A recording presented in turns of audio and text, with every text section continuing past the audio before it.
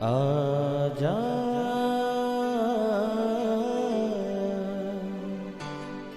प्रभु यीशु के दर आजा,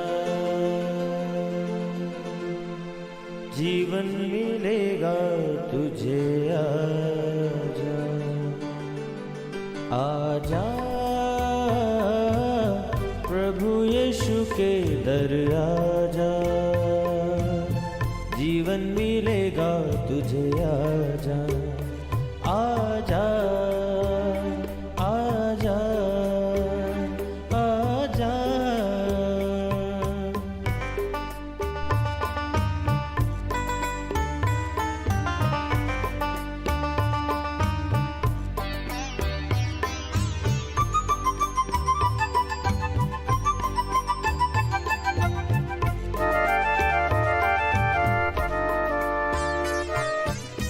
दिल पे जो तेरे बड़ा बोझ है, सारी उम्र का एक रोग है।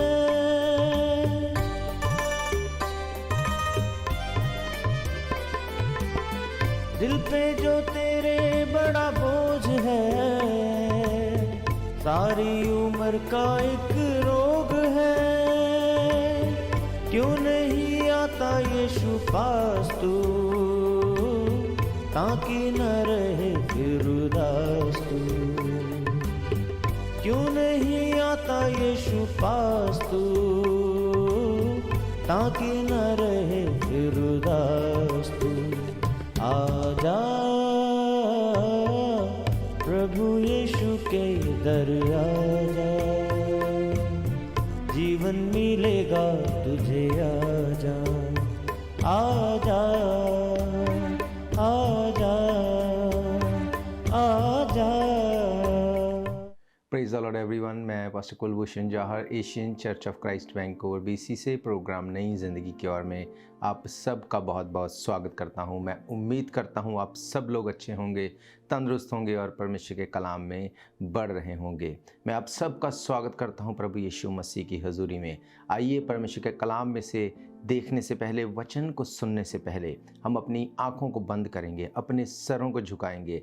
आइए हम लोग प्रार्थना में जाएंगे। सर्वशक्तिमान परमेश्वर यीशु मसीह नासरी, हम आपका धन्यवाद करते हैं क्योंकि आप धन्यवाद के योग्य हैं। आप अच्छे परमेश्वर हैं, आप सच्चे परमेश्वर हैं, आप दया करने वाले हैं। खुदावंद होने दे के आज जब हम आपके वचनों में से सीखें, जब हम आपके कलाम को पढ़ें, खुदावंद ये वचन हमें नई ज़िंदगी की ओर लेके जाएं, हमारी ज़िंदगी को नई ज़िंदगी के साथ जोड़ें। खुदावंद हर एक वो स्पिरिट जो हमें भरमाती है, जो हमें पीछे की ओर खींचती है, यीशु मसीह के सामर्थी नाम से हम उसे डांटते और तोड़ते हैं। खुदावंद आपकी पवित्र हजूरी आज हर एक की ज़िंदगी को छुए और हर भय, हर डर की आत्मा से आज़ाद करे। यीशु मसीह के सामर्थी नाम से हम मांगते हैं, आमीन आमीन। आप भी बोल सकते हैं आमीन, हालेलुया। तो आप सबका मैं फिर से एक बार स्वागत करता हूं प्रभु यीशु मसीह की हजूरी में। आज जिस विषय पे मैं आपसे बात करने वाला हूं, मेरा ये फेथ है, अगर आप आज के वचन को फॉलो करेंगे, इसको सुनेंगे, इसके ऊपर मेडिटेट करेंगे, आप अपनी लाइफ को एक नई ज़िंदगी की ओर जाते हुए देखेंगे। आपकी ज़िंदगी सेम नहीं होगी, आप चेंज देखेंगे, एक बिग चेंज को आप अपनी लाइफ में देखने वाले हैं। मैं आज आपसे बात करने वाला हूँ जिस विषय पे मैं जानता हूँ कि बहुत से लोग ऐसा सोचते हैं कि हम लोग कभी किसी का बुरा नहीं करते, हम किसी का बुरा नहीं चाहते, हम हमेशा अच्छे से चलते हैं, हम परमेश्वर की आज्ञाओं में बने रहते हैं, हम परमेश्वर से प्रेम करते हैं। वो अपने आप को बहुत अच्छे से अपनी लाइफ को स्पेंड करते हैं, पर फिर भी बीमारियां उनकी लाइफ का हिस्सा हैं, फिर भी स्ट्रगल उनकी लाइफ का हिस्सा है, फिर भी डाइवोर्स उनकी लाइफ का हिस्सा है, बच्चे उनके कहने में नहीं, लाइफ, उनका घराना, सब कुछ तहस नहस है। बहुत चीज़ें ऊपर नीचे हो चुकी हैं। कई बार इस चीज़ को सोचते हुए मन में ये भी आता है कि मैं क्विट कर दूं, मैं परमेश्वर के साथ नहीं चल सकता, शायद मैं उतना प्योर नहीं, शायद मैं उतनी प्योर नहीं, शायद अब भी मेरी कोई चीज़ ऐसी है जो परमेश्वर को पसंद नहीं, उसका दंड मेरे ऊपर है। अगर आप भी उन्हीं में से एक हैं, तो अगर आज आप इस वचन को सुनेंगे और इसके ऊपर मेडिटेट करेंगे, आपकी लाइफ आज आज़ाद होगी इन सब स्ट्रगल से। मैं आपको आज बाइबल में से बताऊंगा कि कौन सी ऐसी चीज़ें हैं जिससे ना सिर्फ परमेश्वर चाहता है कि हम उसको छोड़ें, पर बाइबल कहती है परमेश्वर इन चीज़ों के विरोध में है। परमेश्वर हेट करता है उन चीज़ों से। वो चीज़ें जो हमें लगता है कि शायद कोई मायना नहीं करती, शायद ये नॉर्मल है, ये सबकी लाइफ में है, पर मैं आपको बताऊंगा बाइबल में से कुछ ऐसी बातें जिनसे बाइबल कहती परमेश्वर हेट करता है। अगर वो चीज़ें हमारी लाइफ का हिस्सा हैं तो हम जो मर्जी कर लें, हम परमेश्वर के वचन के अकॉर्डिंग ब्लेस नहीं हो सकते। हालेलुया।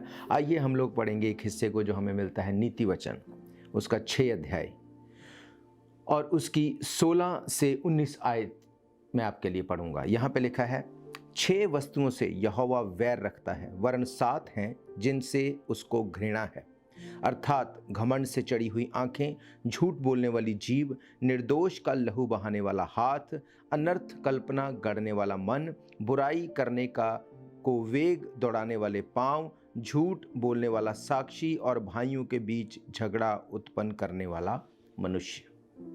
हालेलुया।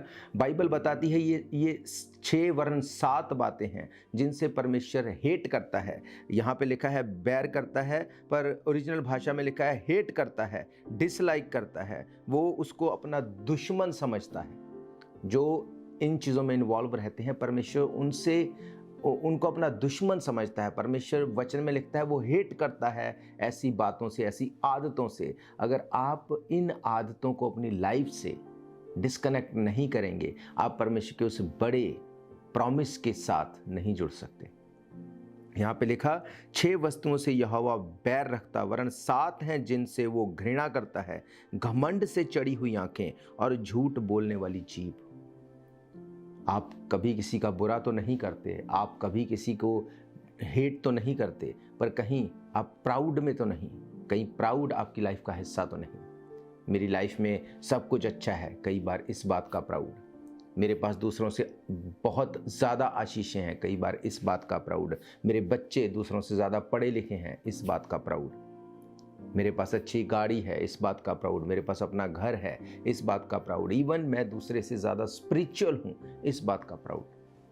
क्या आप जानते हैं लोगों को इस बात का भी प्राउड है कि हम लोग अधिक प्रार्थना करते हैं, हम लोग अधिक फास्टिंग करते हैं, हम लोग परमेश्वर के साथ दूसरे से अधिक जुड़े हुए हैं, हम अधिक दान देते हैं, इस बात का प्राउड। शायद आपको या मुझे ये लगे कि इसमें कुछ गलत नहीं, पर नो, बाइबल कहती है घमंड से चढ़ी हुई आंखों से परमेश्वर हेट करता है। और ये प्राउड, ये घमंड, ये परमेश्वर की ओर से नहीं। घमंड हमेशा शैतान की ओर से है। शैतान हमेशा प्राउड लेके आता है हमारे मनों में। क्यों? क्योंकि प्राउड एक ऐसी सीढ़ी है, जब उसको हम हिट करते हैं तो उसके दौरान हम समझ ही नहीं पाते कि कैसे लाइफ में वो चीज़ें एंटर हो जाती हैं जिनसे परमेश्वर घृणा करता है। आगे आप जानते हैं लिखा है कि निर्दोष का लहू बहाने वाला हाथ, अनर्थ कल्पना करने वाला मन, बुराई को करने को वेग से दौड़ने वाले पांव, झूठ बोलने वाला साक्षी, भाइयों के बीच झगड़ा लगाने वाला मनुष्य। जब घमंड आपके अंदर होगा, ये चीज़ें उसके पीछे पीछे आपकी लाइफ में एंटर होंगी। मैं आपको बताऊंगा कि इस घमंड को आने से पहले हम कैसे जान सकते हैं कि यह हमारी लाइफ में दस्तक दे रहा है। हम रुकेंगे एक छोटे से ब्रेक के लिए। ब्रेक के बाद परमेश्वर के कलाम में से हम सीखेंगे। बुझने न देना तुम मशलों को कभी, बेदार रहना हरदम, यीशु आने वाला है। बेदार रहना हरदम, यीशु आने वाला है। शम्मे जलाए रखना, यीशु आने वाला है।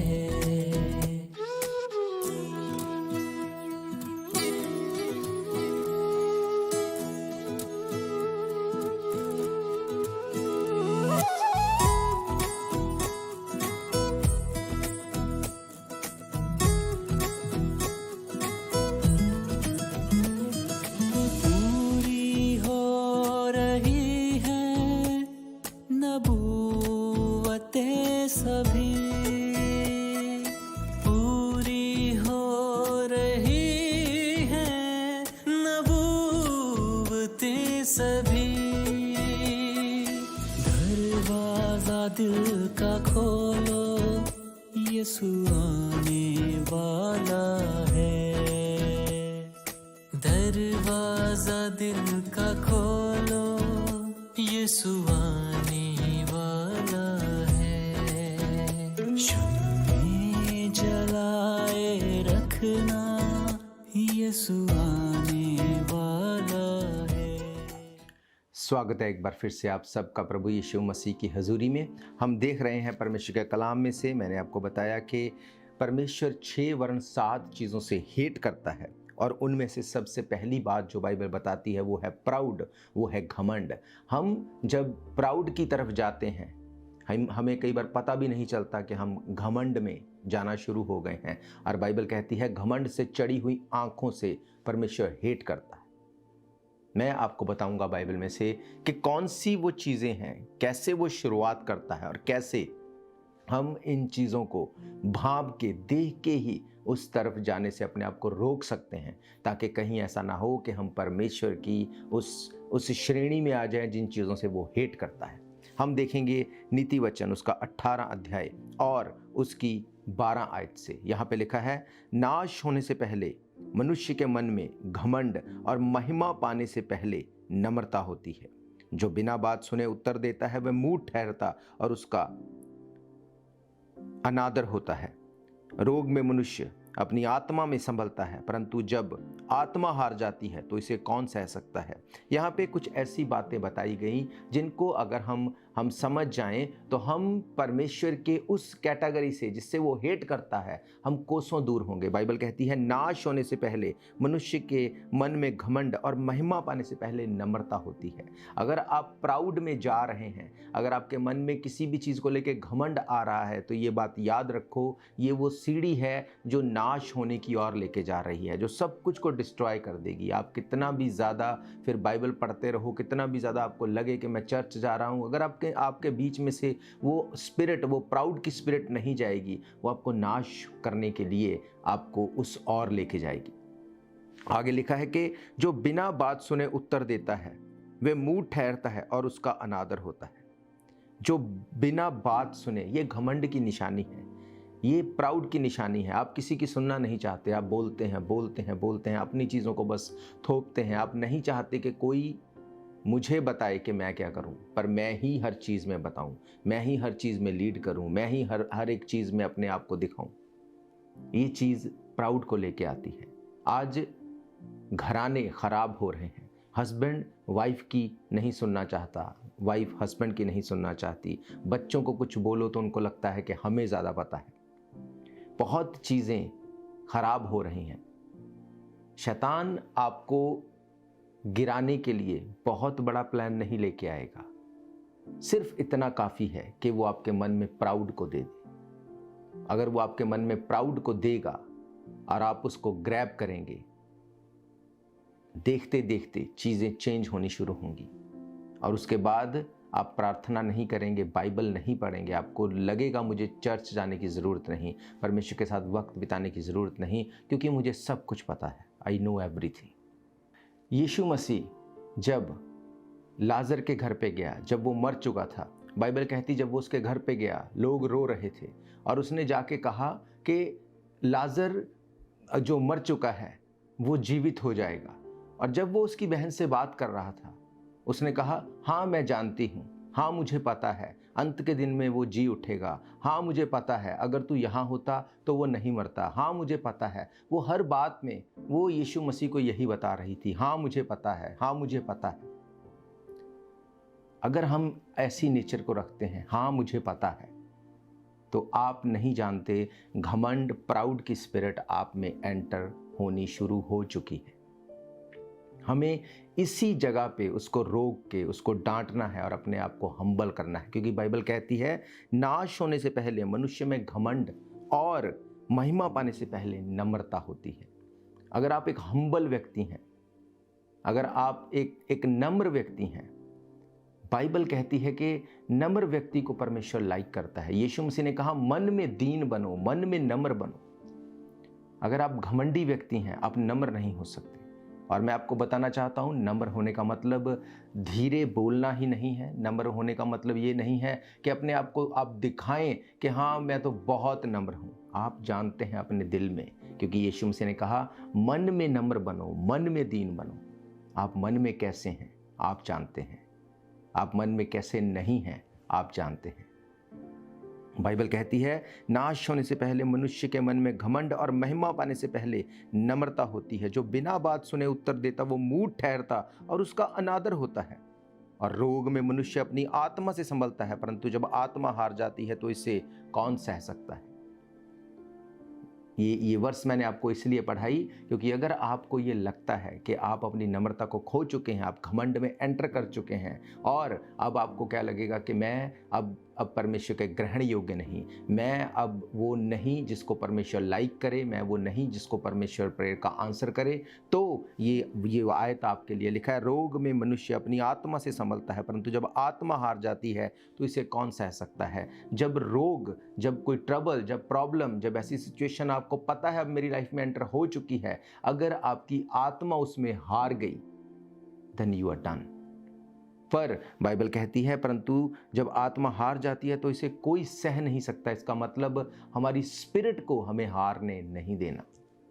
बाइबल कहती है जहां से तू गिरा वहीं से उठ, तौबा कर, रिपेंट कर और फिर से नई शुरुआत कर।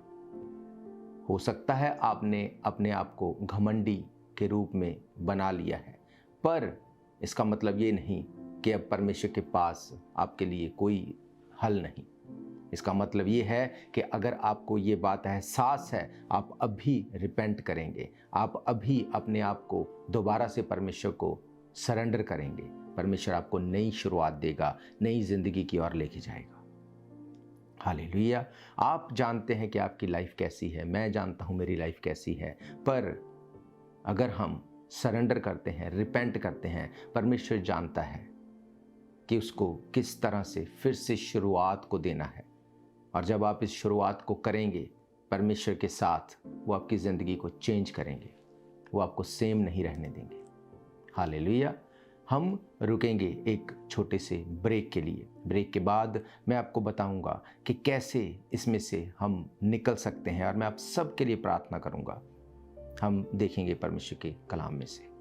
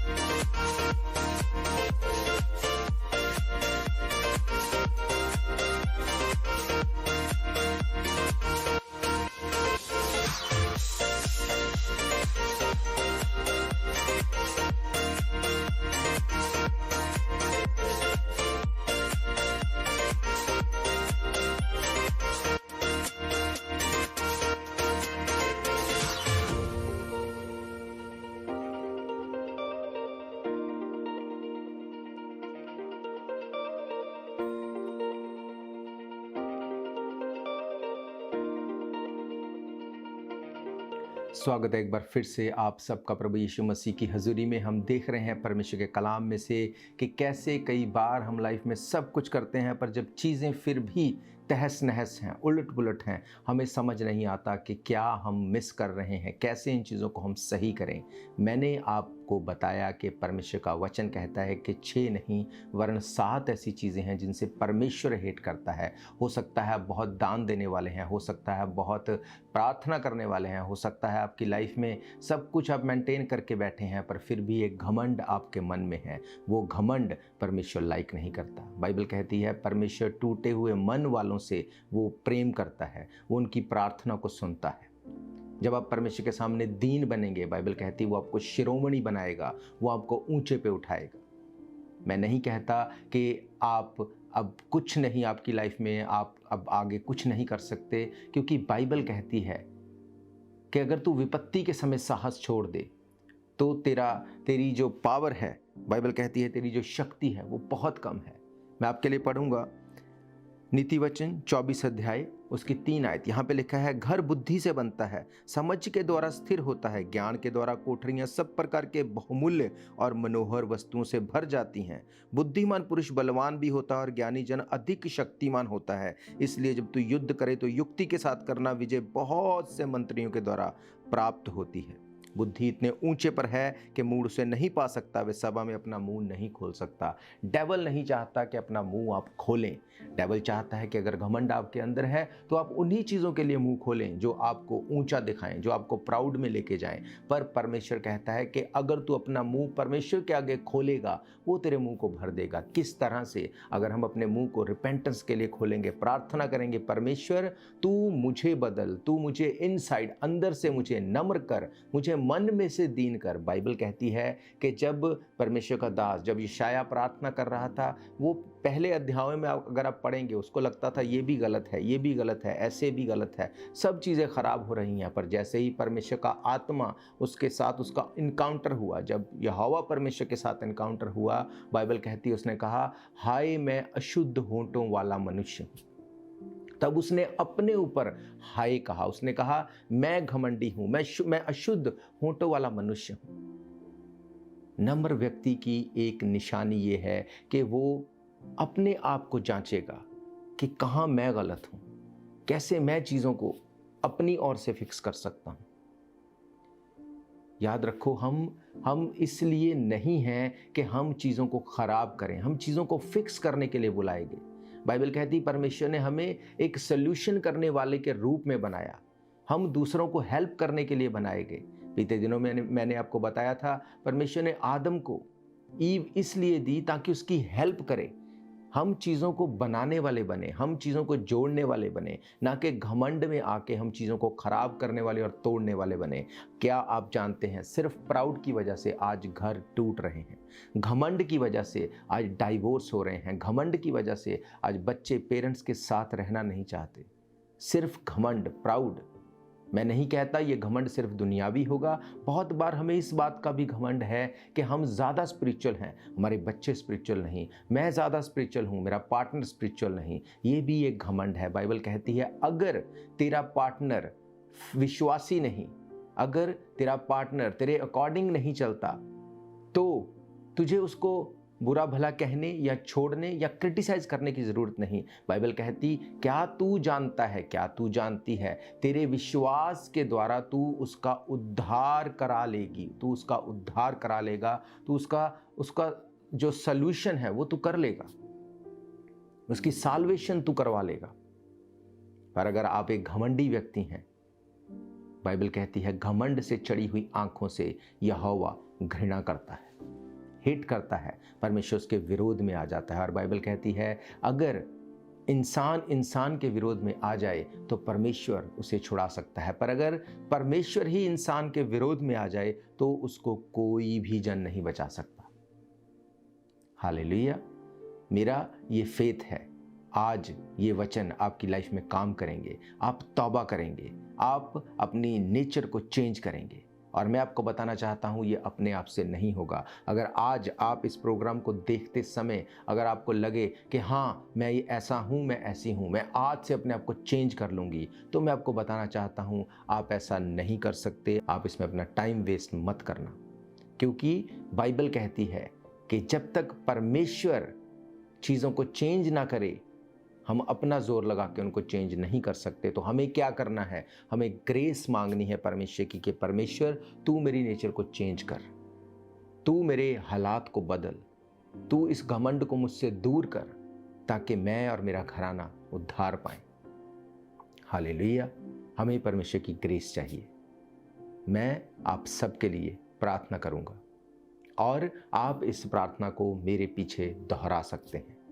और मेरा विश्वास है जब आप सरेंडर करेंगे, आप बीमारियों से छूट जाएंगे, आप ट्रबल से निकल जाएंगे, आपके घराने हील होंगे, डिलीवर होंगे, क्योंकि आप नहीं जानते। हमें लगता है कि ये बीमारी है, हमें लगता है कि ये नेचर है, ये शराब का पीना, ये चीज़ों का फिक्स ना होना, शायद ये नेचर है, पर इसके पीछे एक स्पिरिट है। आप अपनी आंखों को बंद कर सकते हैं, मैं आप सबके लिए दुआ करूंगा। सर्वशक्तिमान परमेश्वर यीशु मसीह नासरी, हम इस वक्त आपके सामने आते हैं। महान परमेश्वर, मैं अपने एक एक भाई बहन बच्चे बुजुर्ग को तेरे सामने लेके आता हूं। महान परमेश्वर जी, तेरे वचन में लिखा है घमंड से चढ़ी हुई आंखों से आप घृणा करते हैं। महान परमेश्वर, मैं प्रार्थना करता हूं आज जितने लोग हम यहाँ पे एक मन मौजूद हैं, ये प्राउड का स्पिरिट इनकी लाइफ को छोड़े और चला जाए। In the name of Jesus Christ of Nazareth I command the spirit of proud go away from their life. यीशु मसीह के नाम से इनकी जिंदगियों से डिस्कनेक्ट हो और तेरे लोग नम्र बनने पाए। तूने कहा मन में दीन बनो, मन में नम्र बनो। खुदावंद, ये नम्रता जब इनकी लाइफ में आए, अंधकार की शक्तियां इनकी जिंदगी को छोड़े और चली जाए। अगर कोई भी जन जो बीमार है मुझे देख रहा है, यीशु मसीह के नाम से बीमारी उसकी लाइफ को छोड़े और चली जाए। Be healed and be deliver in the name of Jesus Christ of Nazareth. यीशु मसीह के नाम से खुदावंद, मैं हर एक जन को तेरे नाम से ब्लेस करता हूँ। यीशु मसीह के सामर्थी नाम से हम मांगते हैं, आमीन आमीन। मेरा विश्वास है आप इन वचनों के साथ ब्लेस्ड हैं, और मैं आपको बताना चाहता हूँ, अगर आप कोई भी आपकी प्रेयर रिक्वेस्ट है, अगर आपका कोई भी डाउट है, आप हमें कॉल कर सकते हैं। हमारे प्रेयर लाइन नंबर्स 7788922250 60445400101। आप इनके द्वारा हमें कांटेक्ट कर सकते हैं। इसके अलावा अगर आप इन पर्सन चर्च में आके आप मीटिंग को अटेंड करना चाहते हैं, तो एवरी संडे दोपहर 1 बजे हम परमेश्वर के भवन में मिलते हैं। एड्रेस आप जानते हैं, 660 east 51st Avenue, Vancouver, BC। उसके अलावा अगर आप टीवी के माध्यम से, रेडियो के माध्यम से हमारे साथ जुड़ना चाहते हैं, तो भी आप हमारे साथ जुड़ सकते हैं। जॉय टीवी, फेथ टीवी, मसीही पैगाम चैनल, फेसबुक, यूट्यूब, ट्विटर, अलग अलग माध्यम से आप हमारे फेसबुक पेज, यूट्यूब पेज को ज्वाइन करके एक आप लेटेस्ट अपडेट को ले सकते हैं। तो हम फिर मिलेंगे परमेश्वर की हजूरी में। तब तक के लिए आप सबको प्रेज द लॉर्ड, जय मसीह की। God bless you all. शायद ये मौका होगा आखिरी, तुझको बुला रहा है नासरी। धोखा ही धोखा संसार है, प्रभु यीशु का सच्चा प्यार है।